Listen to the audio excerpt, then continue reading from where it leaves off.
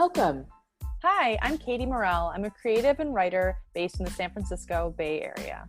And I'm Karen Hawkins. I am the founder of Rebellious Magazine for Women and co-editor-in-chief of the Chicago Reader. You are listening to Of Course I'm Not Okay, an audio project. Join us as we talk about mental health, coping with quarantine, and what conversations we wish the world was having and isn't. For some of our episodes, we'll chat with writers and creatives to get their take. Thank you for joining us on this journey. Okay, here we go. Karen, this is a monumental moment, I think, for the both of us and our technological advancement. Would you agree? I 1,000% agree with you, Katie. And I feel like we're speaking to each other from the future. We are speaking to each other from the future, aka two $49 microphones from Amazon, which if you're listening and you have heard any other episodes, you know how much better this sounds, I think. I hope, at least. I have yet to hear it on playback. Oh, good Lord. If this does not sound better to everyone else, I'm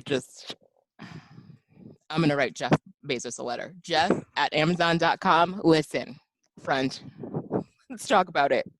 Yes. I mean, I will say that as wonderful as you sound, and as I hope okay as I sound, I will say that it does not come with some glitches. At the moment, I am sitting awkwardly at a desk with 11 books propping up my very small microphone that I am talking so close to that I'm pretty sure I'm just blasting everyone's eardrums out. I really hope I'm not. I mean, the only thing I like about this microphone at the moment is that I guess it's working, and also it is pink in color, so yes, that's nice. But we have two very different microphone experiences, I think, right now. Yes, yours is quite fetching, and oh my God, see, I feel like you can hear me breathing into it, which is making me crazy, and I feel like every time I touch it, it does something. Oh my God, I'm going to make myself crazy. So if you listen to our last episode with the amazing Dr. Tanya Israel, and you saw the photos of her on Instagram, she was wearing this headset that Katie and I were very much coveting because we're both having, whatever. We have the mic issues. We have mic envy. And so I ordered the one that she has, and Katie and I just spent a good half an hour figuring out how to use our respective mic/headsets. And so I'm wearing this headset that makes me look like I am working in a drive-thru. It might sound great, but I look like I'm about to take your order at Wendy's. You do. Not that there's anything wrong with Wendy's. If you're listening, we'd love to have you as a sponsor. We would love to have you as a sponsor. Also, I like your fries, so please send some fries.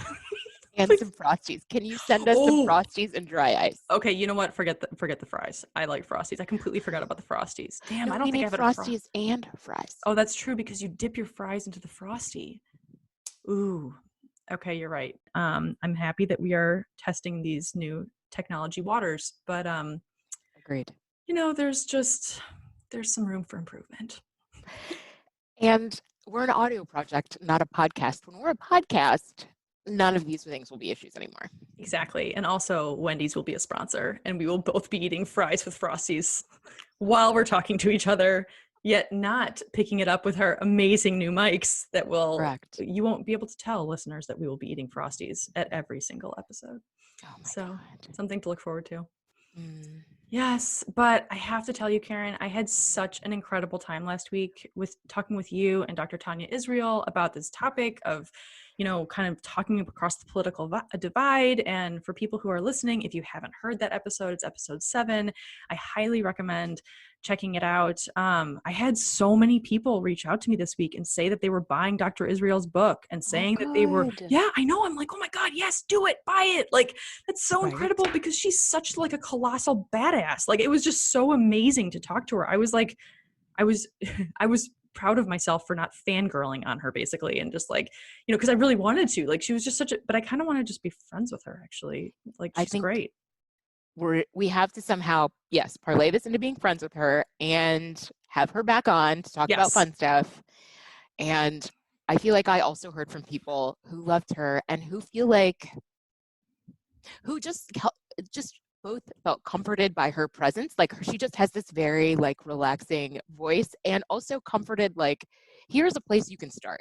Like I feel like people just feel overwhelmed and they're like, I know where I want to get to with this person in my life. I just don't even know where to start, and it's just over. So I feel like people also felt comforted, like there is a framework that you can use to have these conversations here.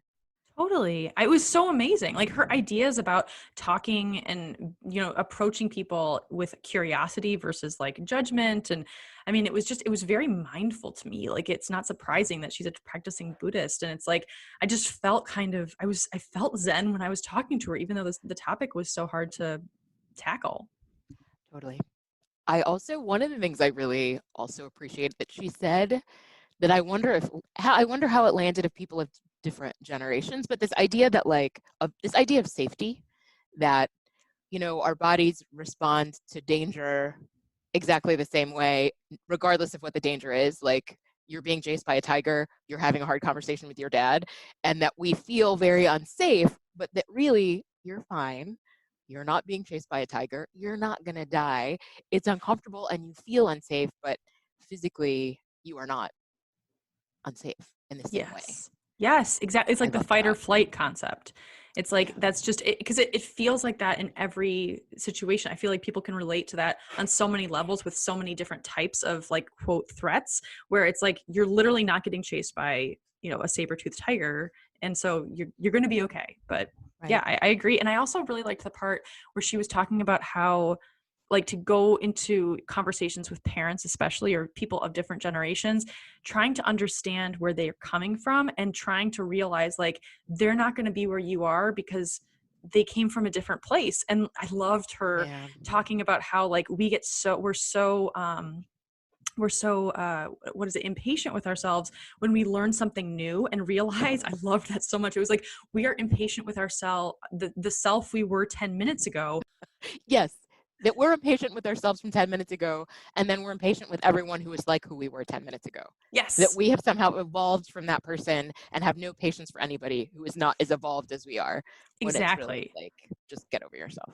Exactly. Yeah. Exactly. Yeah. And I also think that one other thing with her is that she was pretty honest. Like, if it's not a safe situation, like, Yeah. it's okay not to have the conversation. And like some people, I liked how she said also that like some people will want to talk about this and some people won't, and that's okay. And it's like, that's just, it's okay to not like have to have this conversation with everyone, but I think it's very specific to everyone's individual situation. That is for sure.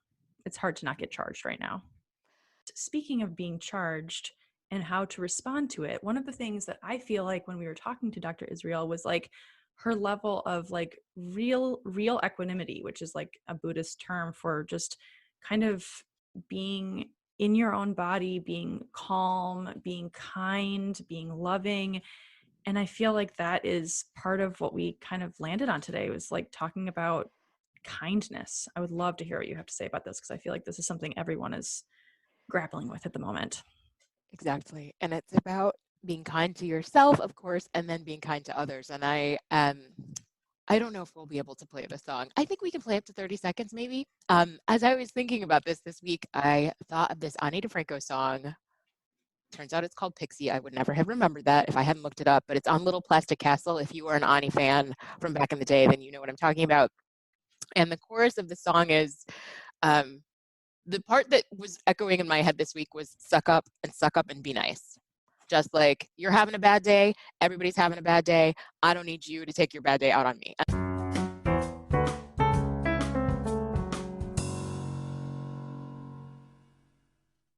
And I feel like why I landed on this is a couple interactions I had this week, and the realization, like I was telling you earlier, that people have taken the stress of COVID, and I feel like the first 6 months we were all internalizing it, and the stress of it was manifesting itself in like wanting to kill the gummy jar we couldn't open, and wanting to set the library Dropbox on fire. I did want to strangle the Target guy, but it's not his fault. And now I feel like people have just turned it outward. Like that stress and that anger is now just it's just pointed at everybody else. I totally agree. I mean, I hate to admit this, but I am feeling some of this myself. Like I don't want to be the person to get mad at other people, but like when I mean, I'm not someone who has road rage or anything like that, but I will say that there are some choice words that I have in my car that are very different than the words that I used to say when someone would cut me off. And it's like, okay, wait, I need to check myself. Like, holy shit, like what's going on here? I mean, I think it's a manifestation of the stress in my body that's coming out. And it's also just, it's hard to digest everything that's happening and then figure out how to make it like a safe environment for yourself. And when you can't make it a safe environment for yourself, I'm not empathizing, or I'm not validating any meanness that other people have toward others, but just to try to understand. It's like part of me thinks that maybe if they're not able to digest it themselves, like they just have to spew it because they have to get it out of their bodies, if that makes sense. Exactly. No, totally. I get it. And if you're not in therapy, if you don't have an audio project you record with somebody, like you don't, as we've talked about, you just don't have that outlet and you don't have a way to get it out of your body in a way that's healthy or that is productive. Or, there's nothing wrong with anger, of course, but it's what you do with it. And I feel like I had interactions with people this week where I felt like they were really impatient with each other, and in this space of reading into everything the wrong way.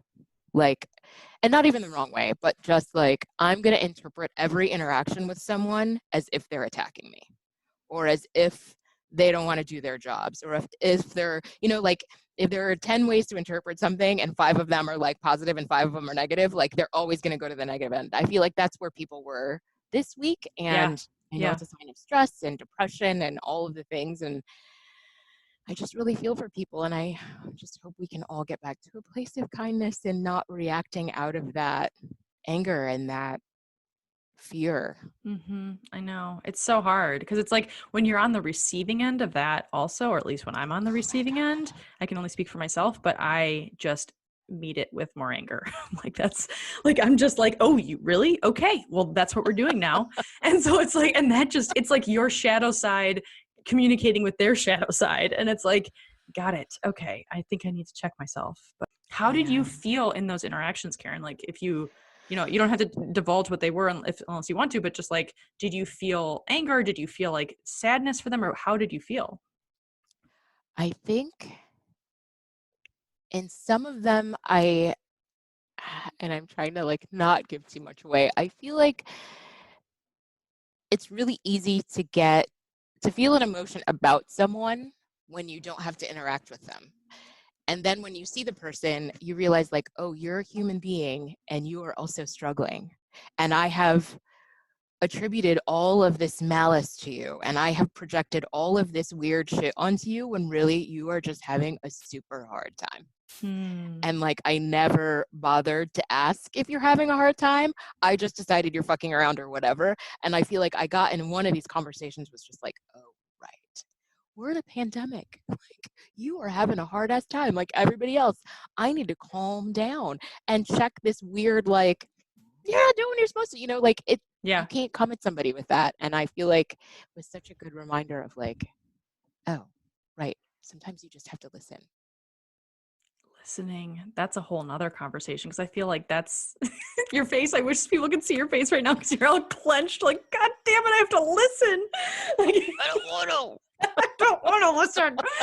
And I'm with you, of course, especially when that person is triggering you or that person is treating you in a way that you're just like, wait, I don't deserve any of this. Like, wait, why am I definitely feel like there's a lot of emotional spewing happening, which is, I think it happens all the time. But in this environment, it's like, damn, like it's just tough. I think that everyone, it's like that quote, which I'm going to botch, but it's like everyone's going through something that you know nothing about, or, like it's like that kind of thing to have empathy for everyone. It's just, I don't know. I think that also brings up the topic of how to act when people are unkind to you. And I don't have the answers to that, but part of me wants to say that I'm really awesome at like setting boundaries with people and like saying like, hey, that's not okay. Like that's not whatever you're going through. Also not okay to put it on me type of thing. But yes, I wish I was better at that. I'm not. I definitely try. I certainly You try. And I feel like when I don't succeed at it, I feel so awful. I feel like that's one reason I try so hard, both because I try to be a kind person, but also because like I know if I fail or if I fall short the way that if I fall short from what my goal is, I know that I'm just going to beat myself up for it. So it's just like, let me just do this right so I don't have to feel bad about it later. yeah. Regardless of what happens or how it lands or how it goes to that person, I want to be able to walk away from it saying, like, I did the best that I could. Totally. I mean, that's such a wonderful, high-minded, high vibration way of being. Like, that's incredible. That's why you're so incredibly wonderful. How do you go about that? Like, like, can you take me through like, in a situation, like, we can totally make this fictional, but like, if let's say that someone's coming at you and it's like not entirely pleasant, do you just like sit there and have like deep breaths, or how do you actually do it? Because I think it's hard. Try to take deep breaths and I try to understand what the person wants. Like, what is your goal here? Like, if you are just coming at me crazy because you need to vent and don't feel listened to and are having a hard time, I'm going to sit here and I'm going to listen to you and I'm not going to take any of it in and I'm going to give you a space to like just go there. And now it's out of your system and maybe that's all you needed. And so I just try to figure out like, is it that? Is there something very specific you want? Like, I feel like I try to go into it like a reporter. Like, where are we trying to get to here? Like, what do you want? Yes. You're just freaking out. Go ahead and freak out. But if you want something, let's figure out how you can get what you want in a way that's more productive than coming at me all crazy. Like, you're going to the root. Like, you don't want to talk about all this surface bullshit that they're coming at you like ba ba ba ba ba ba ba. Like, you just like, kind of want to go underneath and be like, okay, what are we really talking about right now? Like, what are you trying to get to? Exactly. What are we really talking about? Yeah. Yeah, I get it. I mean, I will say that in my marriage with Tyler, I have gone through extensive therapy on this topic. And I think it's very hard when you're in a close relationship with someone like that to do that in real time. I think I'm better at it Mm. with people that I'm not married to. And so, but at the same time, I will say that things have actually, like, I've become a better partner over the years, trying to figure out, like, if he's upset about something, like pausing and saying like, hey, what, like you do, like, what is this really about? Like, is something else bothering you? Like, I will often say, is something else bothering you? And I will also say to him, and this is like one hack that my therapist taught me, which is, and I feel like your therapist, you've mentioned in a different episode, has asked this, like, what do you need right now? And me asking him, what do you need right now? It usually diffuses the situation if I'm genuinely asking it. If I'm like, what do you need? Like, then it's like, it's not exactly the same, like, energetic level versus like, I care about you. Can you please tell me what you need right now? And then he usually answers, and I realize, like, oh shit, like, he's really stressed or something else is upsetting him, you know? And so yeah, I would like to think that I take that stance with other people. I am much better at like thinking empathetically about what other people's motivations are for their activities when it's not someone who's like in my, 3 or 4 people tight circle of family type of thing. It's just harder to get my head out of my ass in that tight circle sometimes. I think that's like very common for everybody. I think it's extremely common. And I also feel like there are very few outside of therapy and outside of relationships with people who are in therapy, there are very few times in your life where you have somebody ask you, what do you need? Yes. As an adult, like when you're a kid, you're constantly being asked that. Right, Like, of course. do you want a sippy cup? Do you want milk? Do you want water? Do you want some cookies? Yes, of course I want cookies. Like, Right, always. people are constantly up in your face asking you what you need. As an adult, though, to have somebody actually say to you, because as an adult, you're expected to serve your own needs, but of course we can't always do that. So I think there is something that can break you out of whatever cycle you're in to have somebody just say, like, let's just take a minute. What do you need right now? But yeah, I do think that like the thesis of being kind right now is so important. And I feel like all of our listeners, I'm sure, are very, very kind hearted human beings. But I also don't want any of you listening to think that you're a horrible person if you don't always have 100% kindness 100% of the time, because Yeah. this is just hard. Like this is, I don't know, it's just tough. I think, again, Calm app, sponsorship opportunity. It's always open. Tamara Levitt, we want to talk to you. Tamara Levitt, oh my gosh. What if we could get her on the podcast? Karen, what? Seriously, I am looking that up. I wonder how that would be amazing. I wonder if she would do a guided meditation for us. For those of you who don't know who Tamara Levitt is, by the way, she is the person on the Calm app. It's calm.com. Highly recommend checking it out. Free. You can get a subscription also. But Tamara is like the main voice, I guess. Is that how you would say it? I know. I forget what her name is. She does she narrates the Daily Calm. And like she writes a ton. I think she writes and she narrates the Daily Calm, which is like a 10-minute meditation every day. And she has a bunch of other things. She has this very cool title. And if you've ever seen the Calm commercial on television, it's Rain on Leaves. It's my Rain on Leaves. And she's the one who's saying, take a deep breath. Like that's Tamara. Oh my God, I would die. I would die. I would really have to take some deep breaths, not because I was not going to be kind, but just because I would be so nervous and excited to talk with her. But I bet she would just be like, hello, Karen. Hello, Katie. Maybe she's Zen all the time. I kind of doubt it because she's a human, but you never know. I don't know. I would be interested to know how she's coping with quarantine, actually. But yeah, I mean, I think that for everyone listening, like if you're in interactions with people at the grocery store or me having some road rage feelings more than you usually do, you're not alone. And it's like, I think we're trying to make the case for being kind. I'm sure all of you are very kind, but at the same time, like it's also okay if you just have a bad day sometimes. It's just like remembering that everyone's coming from a stress place at the moment. Absolutely. And that you don't have to be somebody's punching bag. Like being kind doesn't mean that you have to just like take whatever people give you. That kindness is also about boundaries. And oh my God, what does Brene Brown say? Clear is kind. Yes. Like we have this way of talking around what we're trying to say and not being clear and thinking that the person's just going to somehow read our minds to interpret what we really mean, when really you should just say what you mean. And yeah, kindness doesn't mean being a punching bag. So if somebody's coming at you crazy, kindness can also be kindness to yourself and just like walking away, setting a boundary and walking away. Yes. And saying it's not okay. And that's okay. I mean, it's kind of like back to our second episode about rage. It's like you can express feelings. Like you don't have to just walk around like Big Bird and just like be super happy all the time. Like you can Big Bird was a really weird reference, but if anyone is a fan of Sesame Street, she's pretty happy most of the time. She or he, I don't actually know, or maybe they're non-binary. I'm not sure. But the thing is that it's usually like very, very happy, like blowing rainbows up your ass type of thing all the time. And you don't have to be that way. You don't. You can be Oscar sometimes. You can be Oscar the Grouch, and it's totally okay. And it's like, it's just, but I love what you say about like kindness is boundaries. Kindness is kindness to yourself.